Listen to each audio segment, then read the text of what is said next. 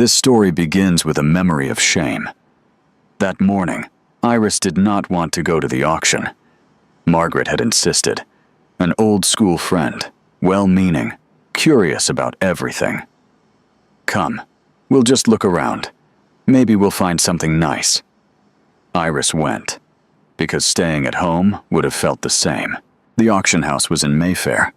Small, dim, old. When they stepped inside, the room was beginning to fill. 10, 15 people, looking at paintings. Iris walked behind Margaret. She glanced at the paintings, moved on. When she reached the corner, she stopped. She felt something first. She couldn't name it. A strange feeling. Familiar, but not something that should have been familiar. Then she looked, and she saw. It was a large portrait, oil painting, gilded frame. A woman, dark-haired, her gaze distant, something unfinished on her lips. Iris looked at that face. It was her own. The world stopped. No, the world continued. People were walking, talking, looking at paintings. Everything went on. Only Iris had stopped. "Iris." Margaret was beside her. Her voice sounded strange, low, startled. "Isn't that you?" Iris couldn't answer, because the answer was obvious. Yes, it was me, at 18. My mother had commissioned it. It had taken 3 months. Every detail had been chosen by my mother. And now it was here, in an auction hall. The auctioneer stepped up to the podium. He had a list in his hand. He was reading, a brief description of each painting, where it had come from. He came to that portrait. "Portrait, oil on canvas, signed, from the Weld family, brought in this morning. Starting price." Iris did not hear the rest. "From the Weld family. This morning. This morning." Her father had brought it in that very morning. People around her turned. Not all of them, but some. Iris saw Margaret's face, that stunned, uncertain expression, and other faces. Familiar, half familiar. Whispers began. Low, careful. But they began. "Isn't that the Weld girl? Her father, gambling." Iris heard them. She heard everything. What was inside her in that moment? Everything. There was anger at her father, at this room, at these people. There was shame, that hot, flushing, sinking kind of shame. And deeper, much deeper, there was that old pain. Her mother's face, her mother's hands, her mother saying, "Sit, and one day look, and remember." Now everyone was looking, but for the wrong reason. £5. 10. The auction had begun. Iris stood there. She couldn't move. Margaret took her hand. "Iris, let's go." Iris couldn't leave, because she wanted to go, but her feet would not move. Because she did not want to leave that portrait. She did not want to watch it being sold, but she could not look away either. 20, 25. Then she saw the man. He was coming from the other side of the room. In his 30s, dressed in dark clothing, looking around, examining the paintings. He had clearly come for something else. He was not heading straight for that corner. He was looking elsewhere. Then he stopped. He looked at the portrait. Iris watched him. The man stepped closer to the portrait. Stopped. He looked at that face for a long time, carefully, differently. Not like a buyer. Differently. The auctioneer continued. 30. The man raised his hand. £50. The room fell silent. It was a large amount. Very large. No one challenged it. £50. Once, twice, sold. The man turned, and in that moment, that exact moment, his eyes met Iris's. Iris froze. He stopped as well. 1 second. Just 1 second. The man looked at Iris, at the face in the portrait, back to Iris, and he understood. It showed on his face, very briefly, almost imperceptibly. But he understood. That portrait was Iris's face.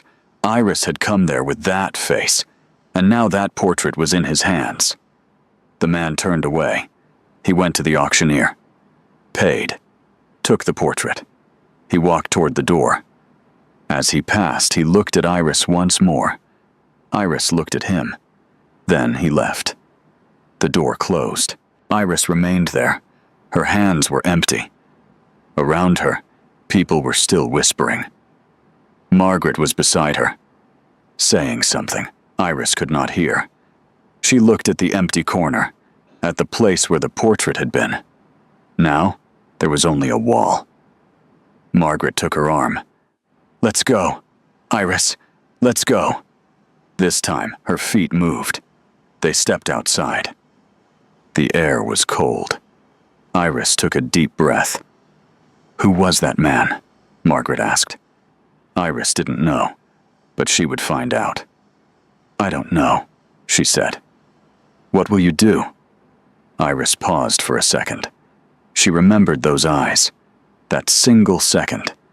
He had understood who Iris was, and still, he had bought it. Why? We'll take a very short break. If you don't want to miss new stories, please subscribe to the channel. "I'll find him," Iris said. Her voice was steady. It did not tremble. It did not break. Inside, it was something else. But no one could see that. She did not go home. Not directly. Because if she went home, she would face her father. And if she faced her father, if she saw that face, those hands, if she heard that "I'm sorry, my daughter," she would cry. Iris did not want to cry. Not yet. Margaret followed her. "Iris, wait, where are you going?" "Home." "You look pale. Let's go somewhere first. Have a coffee. Sit down. I'm fine." "Iris." "I'm fine, Margaret." "Wait, stop. Sit." She didn't want that. She wanted to do something. She wanted to find that man. The others from the auction had gone home. The auctioneer was still there, busy with another painting. "That man," Iris said. "Just now. He paid £50. Who is he?" The auctioneer looked at her. "That? Who?" The auctioneer looked at Iris's face. He saw something there. "The Duke of Dunmore," he said. "Philip Crane." Philip Crane. Iris knew the name.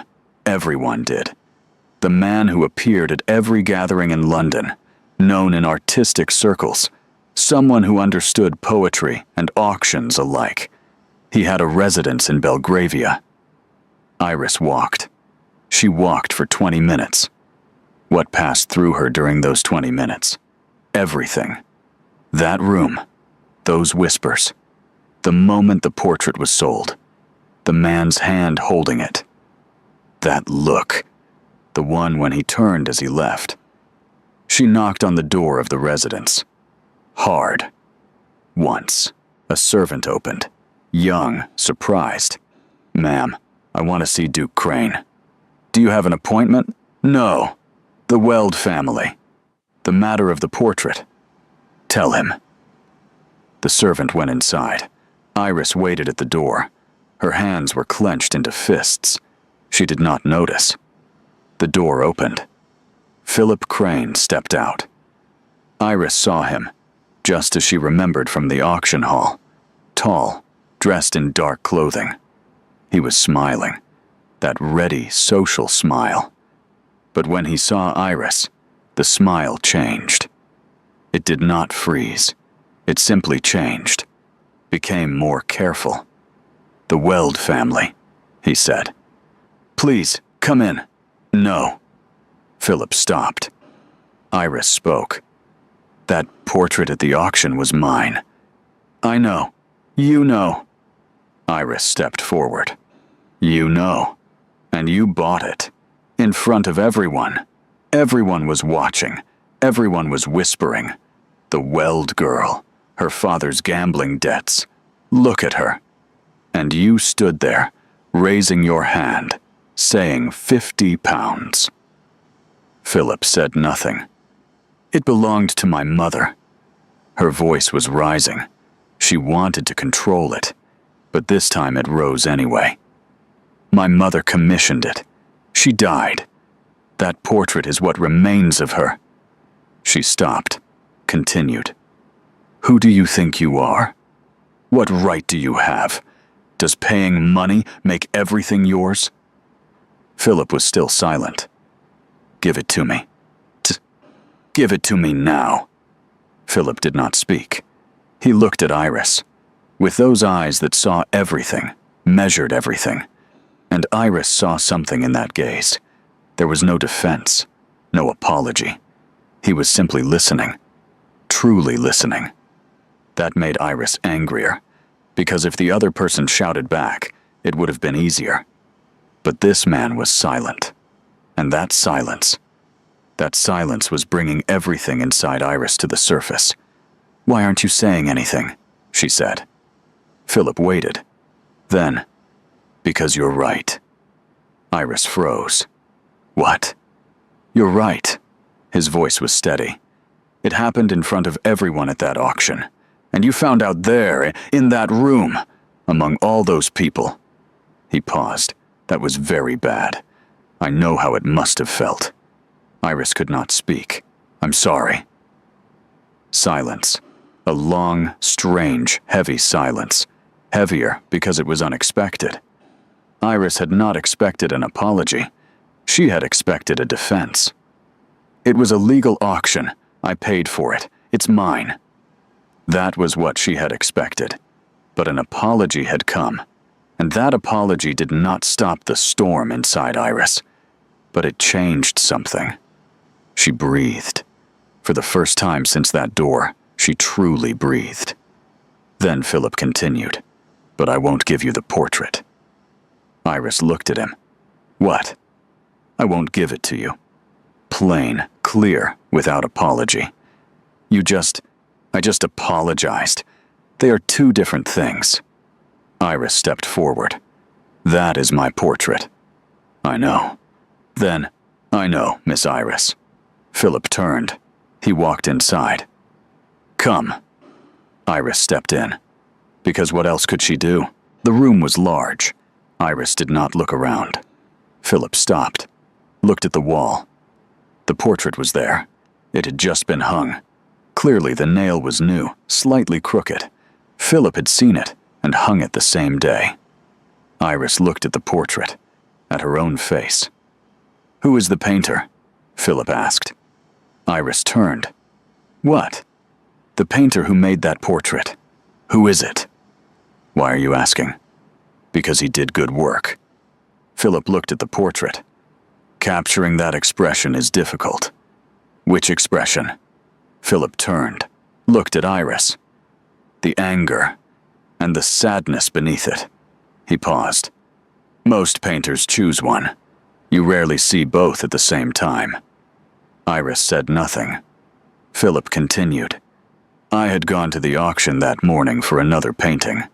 As I passed the corner, I saw that portrait. I stopped. He paused. I couldn't leave it. That is absurd. Philip smiled. I know, but it's true. Iris looked at the portrait for a long time. She looked at that face, that 18-year-old face. She had been very unhappy that day. Her mother's illness had worsened. She had not wanted to go to the painter's studio, but her mother had insisted. That unhappiness had shown on her face. The painter had captured it.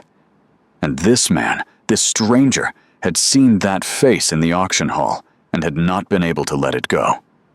Give it to me, Iris said. Her voice had changed. The anger had faded. Exhaustion had taken its place. No. Why?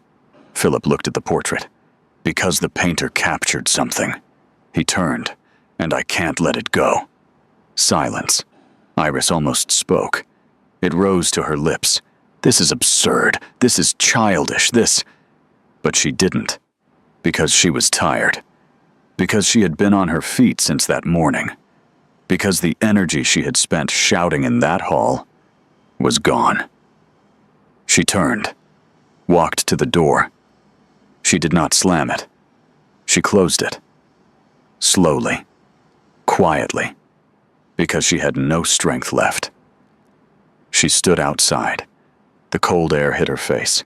Philip Crane, the Duke of Dunmore, a man who understood poetry and auctions, who looked at things with a painter's eye, who said, "I can't let it go." He had apologized, and still, he had not given it back, because the painter had captured something. Iris walked. There was something inside her. She did not want to name it, but it was there. London spoke quickly. There had been 15 people in that auction hall. 15 people meant 15 families. 15 families meant half of London. 2 days had not even passed. Margaret came in the morning. She knocked. Iris opened the door. There was that look on Margaret's face. Well-meaning, worried, unsure what to say. "I heard," she said. "I mean, everyone heard." "I know. The Hartleys' invitation is tonight. You're not going, are you?" Iris paused. Margaret continued. "It would be better if you didn't. People, I'm going." "Iris, if I don't go, they'll talk more." Iris looked straight ahead. "I'm going." That evening she got ready. She looked in the mirror. Her best dress. Hair in place. Everything as it should be. She looked at her face. She thought of the face in the portrait. Anger. And the sadness beneath it. Now there was only exhaustion. But no one could see that. The Hartley residence was full. When Iris stepped inside, she felt it. It was physical. A tension in the air. A shift. A few heads turned. Then the gazes moved away. Then the whispers began. Iris walked. Straight. Calm. Every step in place. Inside, she was burning. The first half hour could be endured. She spoke with acquaintances. Briefly. Politely. Everyone was trying to act normal, which made it harder. To know that behind that normality, there were whispers. Then Lady Pemberton approached. In her 60s, wide hat, gentle voice. She took Iris's hand. "My dear Iris." Her voice was soft. "I'm so sorry. Truly. It must be very difficult. Your father's situation. That auction." She shook her head. "You are strong. You've always been strong." Iris smiled. "Thank you," she said. Lady Pemberton moved on. Iris held that smile. No one could see what was inside.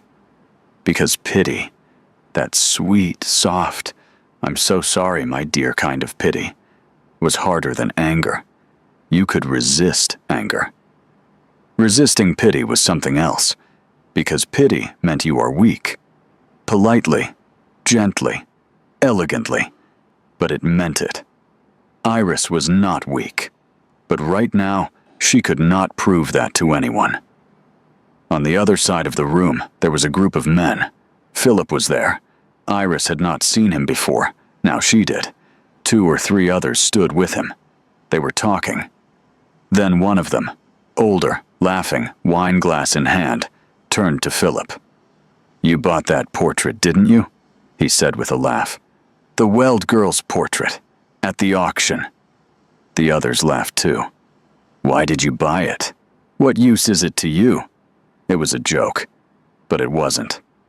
Philip turned. He looked at him. That look, not cold, not harsh, just steady. "Because it was valuable," he said. They fell silent.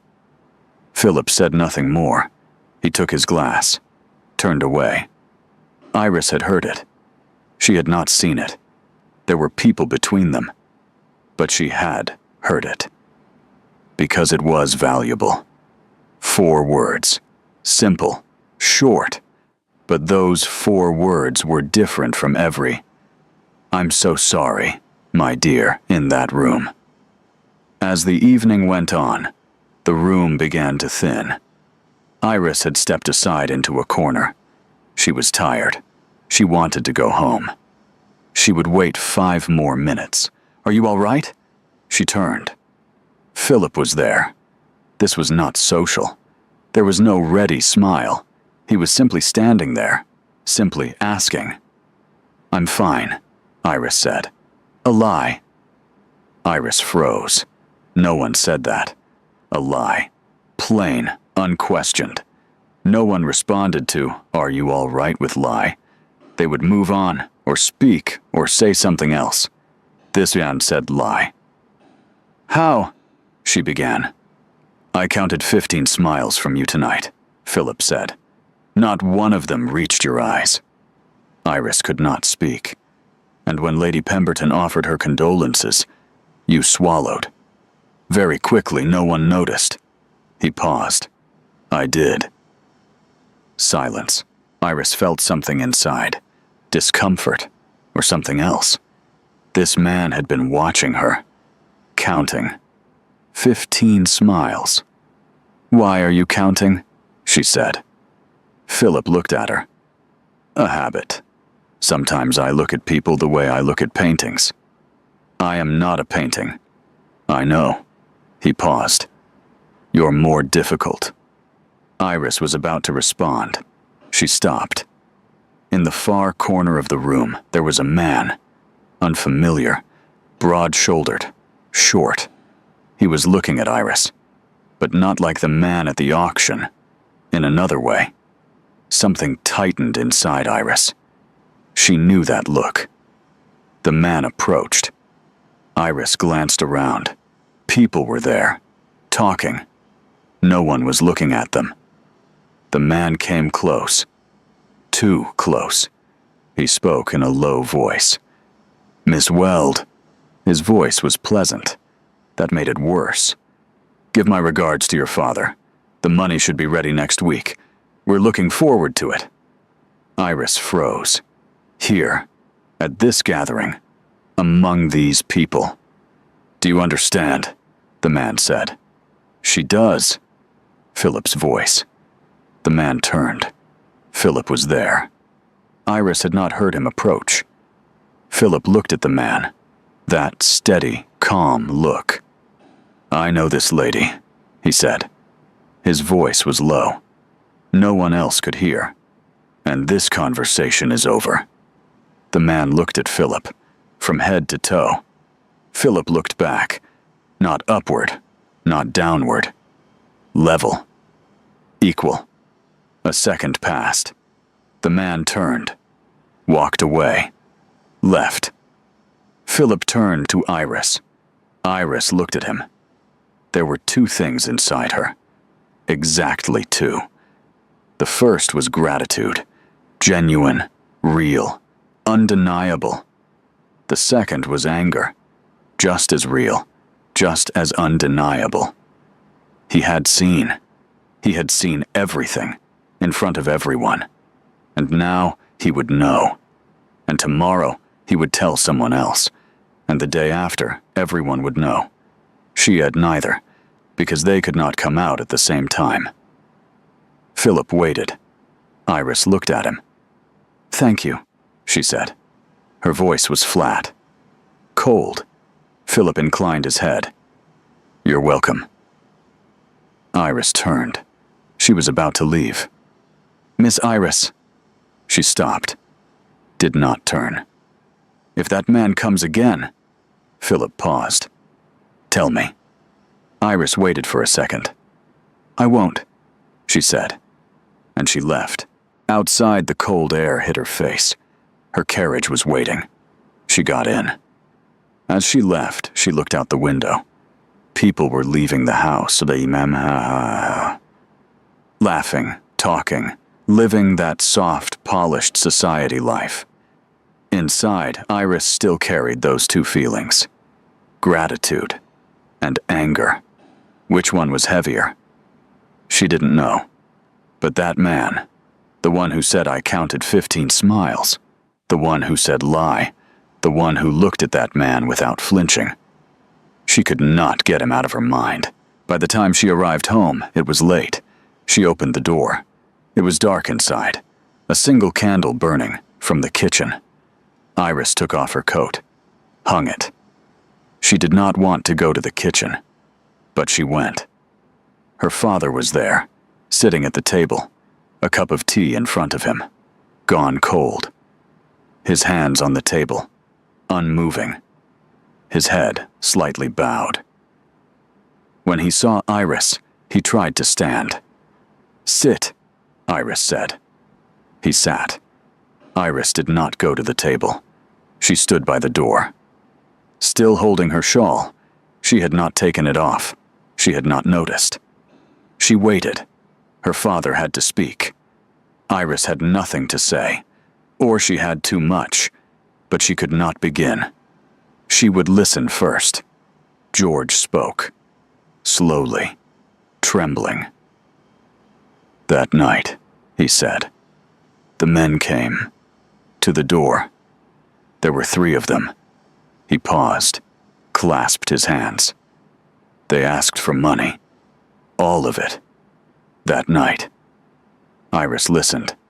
"I gathered everything in the house. The silver. The small jewelry left from your mother." His voice faltered. "It wasn't enough. Not nearly enough." Iris said nothing. They were inside, waiting. George closed his eyes. "I went into the drawing room. I looked at the wall." Silence. "I thought of you." His voice trembled. "I thought nothing must happen to you.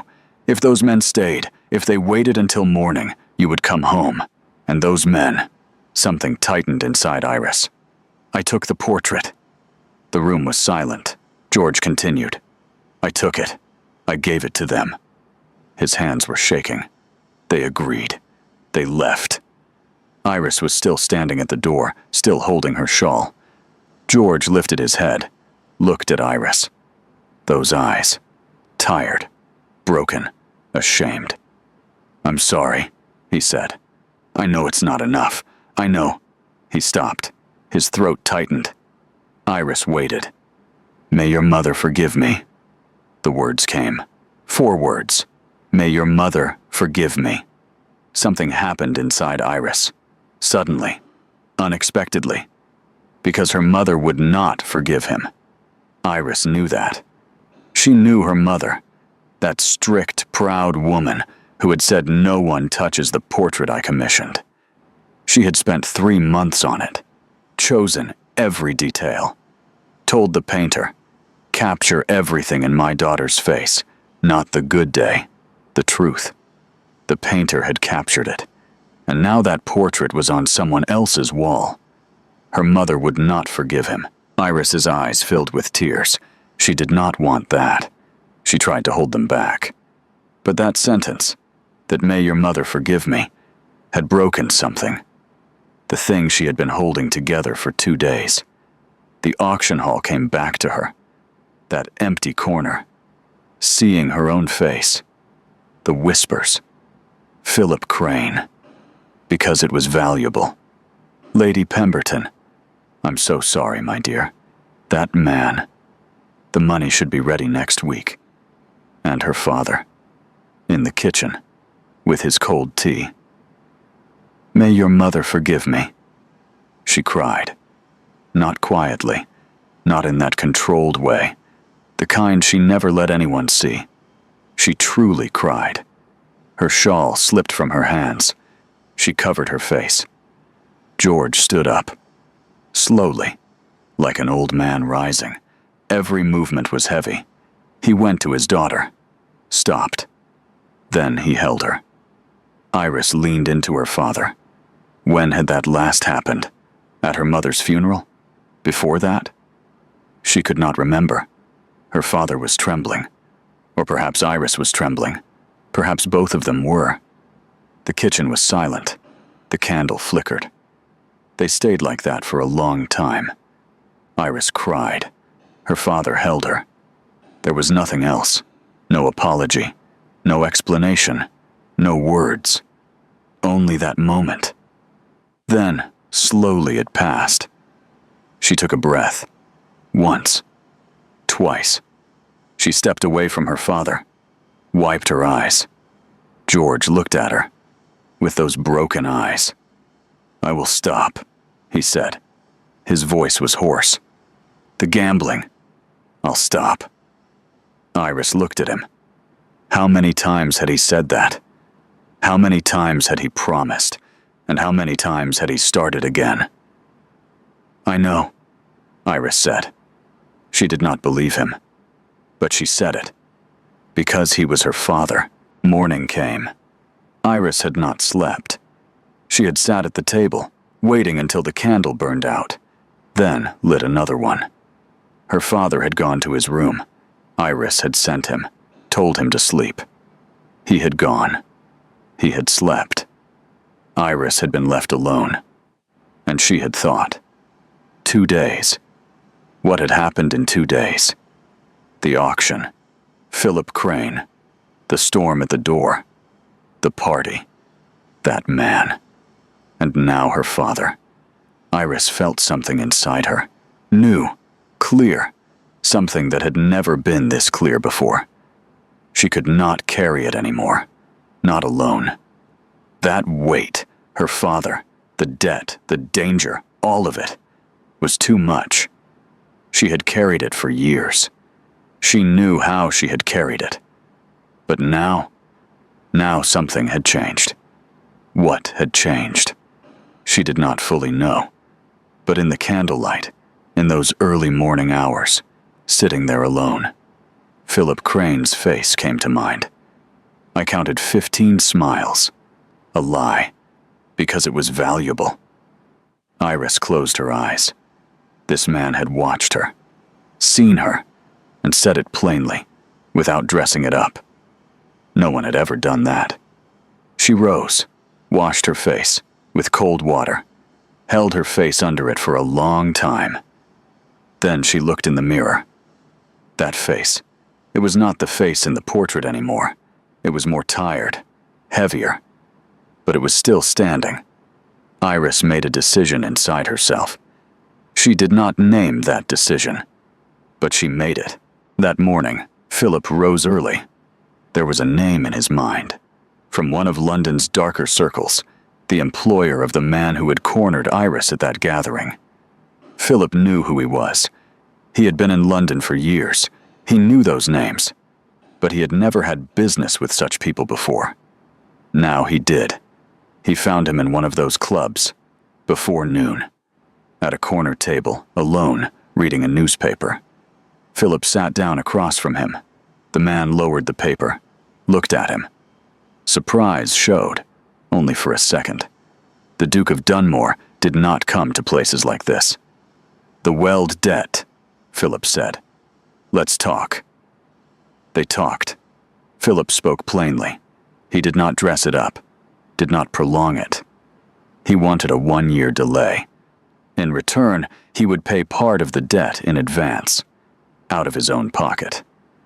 The man looked at him, calculated. "Why?" he asked. "What business do you have with the Weld family?" Philip waited. "That does not concern you."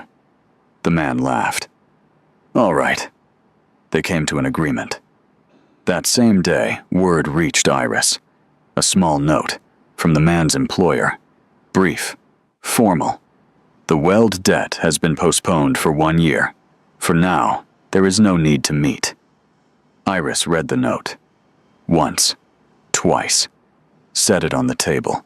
Looked at it. Then she understood. How did she understand? It was simple. At that gathering, Philip had stepped in. He knew that man. And now the debt had been delayed for a year. Just like that, on its own, without anyone asking. Philip had done it. What did Iris feel inside? The first second, relief. Small, sudden, instinctive. Immediately after, anger. Large, burning, far larger than that relief. Because she had not wanted this. Because she had not asked for it. Because now she owed him, not in money, but she owed him. And that was the hardest thing for Iris. To owe anyone. She stood up, took her shawl, closed the door behind her. She knocked on the door of the residence. This time it was different. Not like her first visit. That day there had been anger. Pure anger. This time it was complicated. This time there was more than one thing inside her. The servant opened. "Ma'am, Duke Crane, tell him." Philip was waiting in the drawing room. He turned when she entered. When he saw Iris, something crossed his face. Surprise, perhaps, or pleasure, or both at once. Iris could not tell. "Why did you do it?" Iris asked. Plainly, standing at the door. She had not stepped fully inside. Philip waited. "Do what?" "The debt. You know what." "That debt?" "Yes." Philip took a step forward. "Because those men were dangerous. That was my affair." "I know. Then why did you interfere?" Philip stopped. Iris waited. She thought she knew the answer, or thought she did. "I wanted to help. I meant well. I wanted to protect you." That was what she expected. Philip spoke. "I saw you at the auction," he said. "In the middle of that room, standing before your own portrait, with everyone looking at you. And you stood straight. But you were trembling." Iris said nothing. "I saw you at that gathering. 15 smiles. None of them were real." He paused. "I saw you there, when that man approached you. Your face did not change, but your hands did." Iris looked at her hands, without realizing it. "Every time you are alone," Philip said, "and every time it looks heavier." Silence. "And?" Iris said. Her voice was flat. "You saw those things, and?" Philip looked at her. "I saw the face in the portrait." His voice lowered. The painter had captured something. Anger, sadness, both at once. I could not let it go. Then I saw you. He paused, and the feeling did not go away. Iris froze. The feeling did not go away. 4 words. It was absurd. She knew it. A man buys her portrait. She comes to his house. He pays her debt. And then he says the feeling did not go away. "This is absurd," she said. "I know. You do not even know me. I know. You saw me at the auction. We have spoken twice. This, I know, Iris." Philip looked at her steadily. "But it is true." Silence. Long, full, belonging to both of them. Iris tried to hold on to that anger inside her, but beneath that anger, very deep, very quiet, there was something else. That morning, in the candlelight, sitting there alone. Philip Crane's face had come to her mind. Why had it come? Philip turned, went to the wall, took down the portrait, carefully, slowly, held it, turned back to Iris. He held it out. "Take it." Iris did not look at the portrait. She looked at Philip. "Why now?"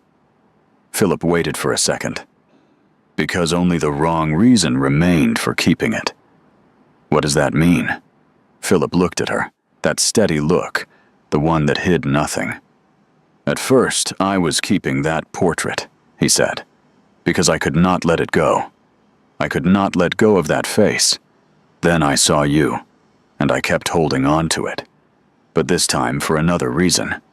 He paused. "Now I understand that reason was wrong. You cannot keep a person by keeping their portrait." Something happened inside Iris. She did not want to name it. She took the portrait. Were her hands trembling? They were. Slightly. Very slightly. almost too little to notice, but they were trembling. Philip saw it. He said nothing. Iris held the portrait. She held that frame. That gilded frame, the one her mother had chosen, worked over for 3 months, touched with her own hands. It had come back, but nothing was the same anymore. Iris felt that. She turned, walked to the door. Philip did not speak after her. Iris reached the door, stopped. She did not turn back, but she stopped. "For paying the debt," she said, her voice low. "I will not thank you."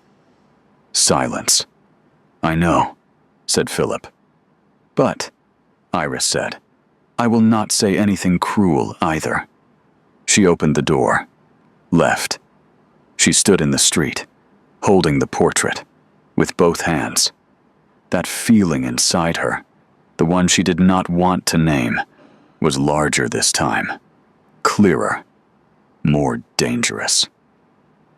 Iris walked toward home, and there was only one thing in her mind. You cannot keep a person by keeping their portrait. He had let it go. But was Iris really leaving? That night when she returned home, her father was asleep. The house was silent. Iris stepped inside, took off her coat. She was still holding the portrait. She went into the drawing room, looked at that empty wall, at the trace of dust, the faded mark, the imprint left by something that had stood there for years. She hung the portrait, carefully, slowly, in exactly the right place. Then she stepped back, looked. The portrait had settled into its place, as if it had never left, as if that auction had never happened, that haul had never happened, those whispers had never happened. But they had. And Iris stood there now, looking at the same wall, the same portrait, yet she was no longer the same woman. She thought of her mother. Those hands, that voice. Go, sit, and one day look and remember. She had remembered. But was this what her mother had meant? To remember it like this, in an auction hall, in front of everyone, through her own shame? No, her mother had wanted something else. She did not know exactly what. But it was not this.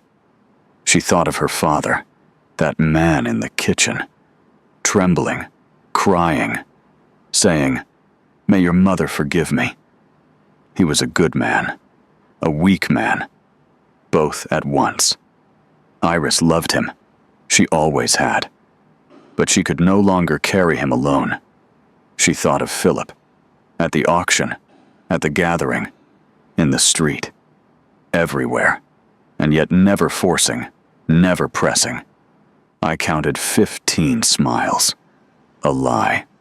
You cannot keep a person by keeping their portrait. And he had let it go. But Iris had not left. When she woke the next morning, she had decided. She had slept that night. Not much, but she had slept.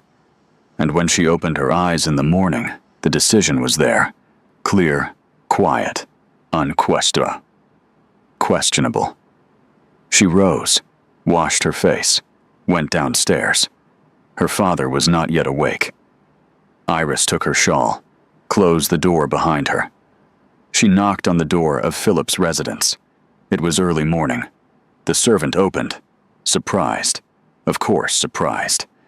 "His Grace the Duke, is he here?" "Yes, but tell him." Philip came into the drawing room. He was still in his morning clothes, not fully dressed yet. When he saw Iris, he stopped. He was surprised, truly surprised. That man who was always controlled, always prepared. This time, he was surprised. Iris looked at him. "Yesterday, you paid my debt," she said. "Yes." "You gave me the portrait." "Yes." "And you said the feeling did not go away." Philip waited. 1 second passed. 2 seconds. Iris stepped inside. She closed the door.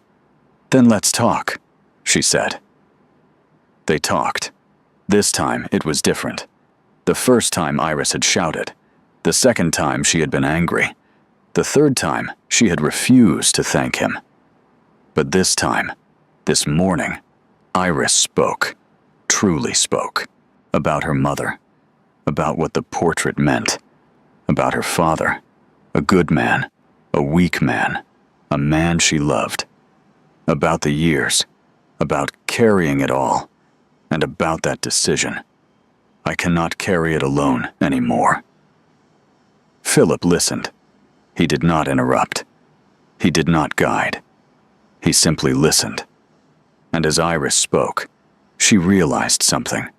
For the first time, this man was truly listening to her. Not social courtesy, not curiosity. Truly. When she finished, there was silence. Philip looked at her. "Why did you come?" he asked. "Today. Why, truly?" Iris thought. She wanted to answer honestly. "Because," she said, "yesterday you gave me the portrait. You let go." She paused. "And I did not leave." Philip waited. "That says something," Iris said. "To me, about myself." "What does it say?" Iris looked at him. "I do not know yet," she said, "but I want to find out." Philip stood, went to the window, looked outside. London was waking. Voices, carriages, that familiar noise. "Then let me say something too," he said, without turning. "When I saw that portrait at the auction, my first thought was this. I know that face. I did not know it. I had never seen you before, but that face felt familiar." He paused. "Then I saw you, and I understood why it felt familiar." "Why?"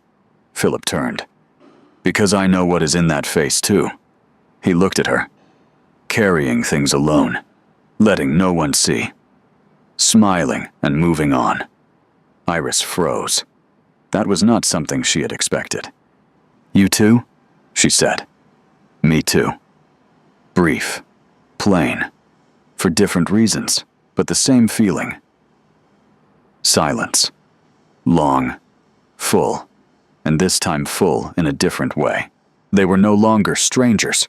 Perhaps they had never truly been strangers. "I owe you," Iris said. "No. The money you paid. You owe me nothing." Philip looked at her steadily. "If you had wanted to settle it as money, you would have. But I did it without asking. That was my choice." He paused. "There is no price attached to it." Iris looked at him. "Why?" she said. "Why truly?" Philip thought. He thought for a long time. "Because," he said at last, "in that auction hall, you were standing straight. Everyone was looking at you. Everyone was whispering. Your portrait was being sold. And you were standing straight." He paused. "No one saw that. I did." Iris closed her eyes. For 1 second. Then opened them. "It is hard to trust," she said. "For me. I know. It may take a long time." "I have time." Iris looked at him. At that face, without the social mask, without the always ready expression, this early in the morning, unprepared. And she saw it. Whatever she had seen in her own face in the portrait, anger, pride, sadness, all at once, it was in this face too, in a different form. But it was there. A painter could have painted him too. That morning, they spoke for a long time. Noon came. They were still talking. Philip said something to the servant. Food was brought.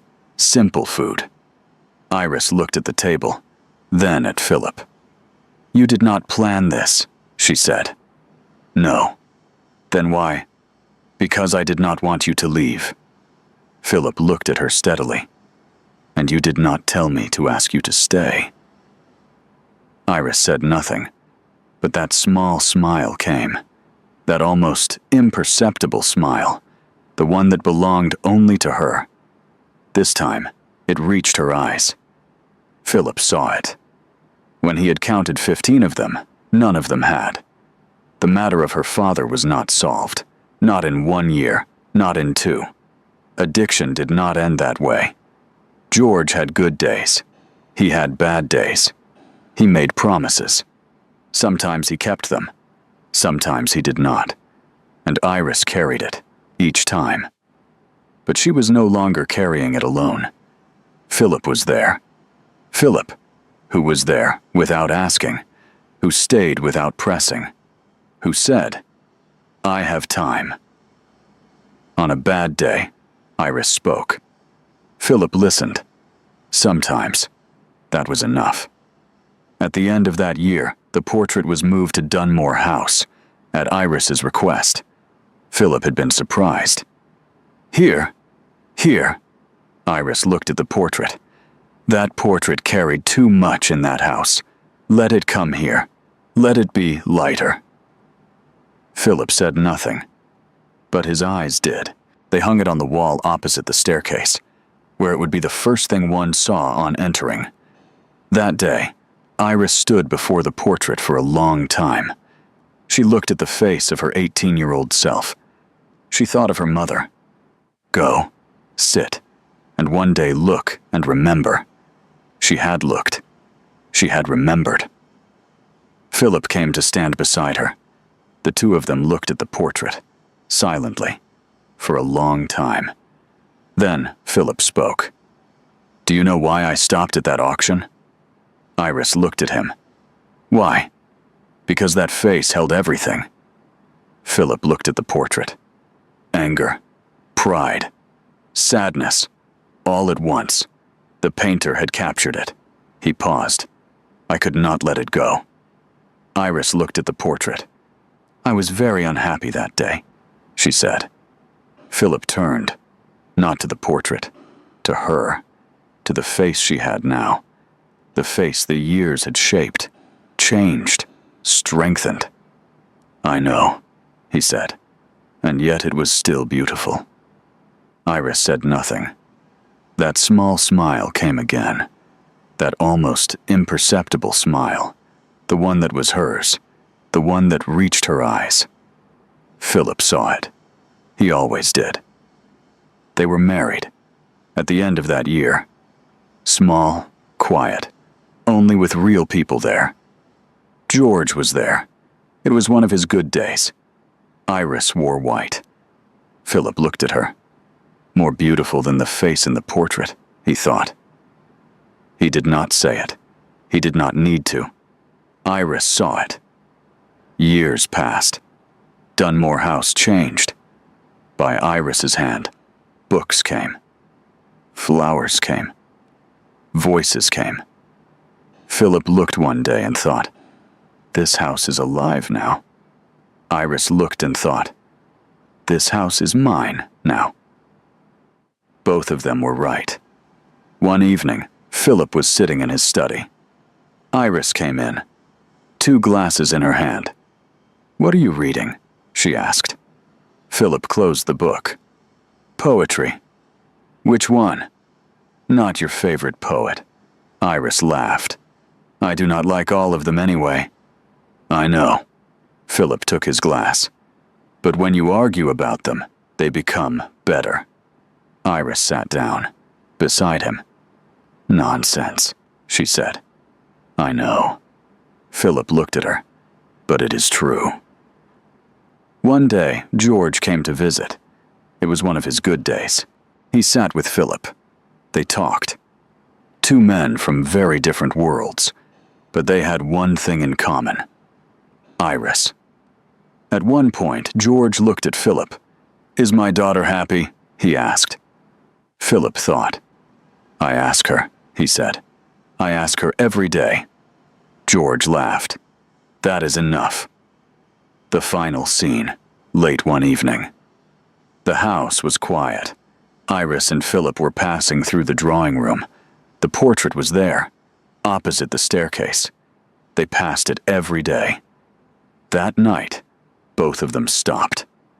They looked at that 18-year-old face, at the anger, the pride, the sadness.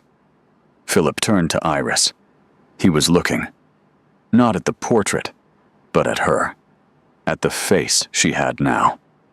"The painter did good work," he said. Iris looked at the portrait. "But something is missing." "What?" "Everything that came after." She turned and looked at Philip. The painter only saw that day. He could not see what came after. Philip looked at her. "Is what came after more beautiful?" Iris looked at him. For a long time. "Yes," she said. Just that one word. But it was full. A father sold his daughter's portrait. For a gambling debt. A man bought that portrait. In an auction hall. He could not let it go. But that portrait, that angry, proud, sorrowful face, one day hung on the right wall. On the wall of the right house. Beside the right man. It had come late. But it had come.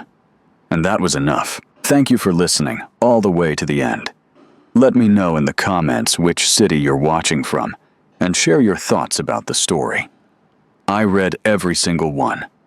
And if you enjoyed this, don't forget to subscribe for more stories like this.